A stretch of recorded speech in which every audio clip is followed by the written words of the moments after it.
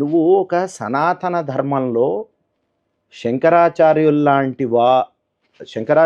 వారు అసలు ఏ క్షేత్రం గురించి మాట్లాడిన వ్యక్తి ఈ క్షేత్రం గురించి పర్టికులర్గా మాట్లాడారు అంటే look at the sanctity of the place. అవును. నువ్వు దీనికి ఎంత ఎంత పవిత్రత. హోంవర్క్ చేసినావు?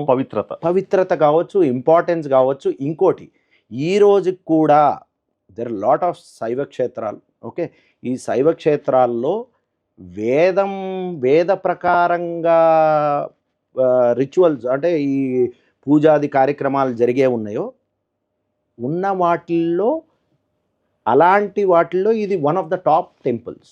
ఓకే, ఒక క్షేత్రం, టెంపుల్ కూడా కాదు, ఒక క్షేత్రం. ఓకే, మూడోది ఇది ఒక కాశీతో ఈక్వల్గా మాట్లాడేది మన తెలుగు రాష్ట్రాల్లో ఉన్న ఒక క్షేత్రాన్ని నువ్వు ప్రొజెక్ట్ చేసినా, నువ్వు మూవీ తీసినప్పుడు నువ్వు ఎంత కేర్ఫుల్గా తీయాలి.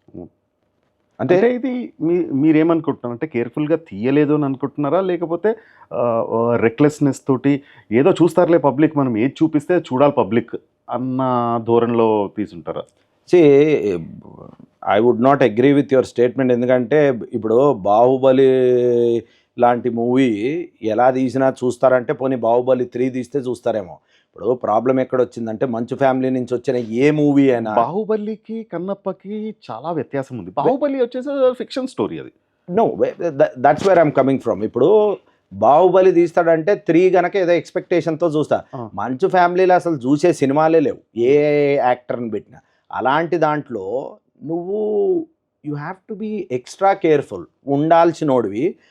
It doesn't look like you have done the basic homework. ఎందుకంటే కన్నప్ప సినిమాలో భక్తి ఎక్కువ చూపిస్తే నీ సినిమా ట్రైలర్లన్నిట్లో నువ్వు చూపించేదల్లా యుద్ధాలు, గుర్రాలు, ఇంత అదే చెప్తున్నాను సెటప్.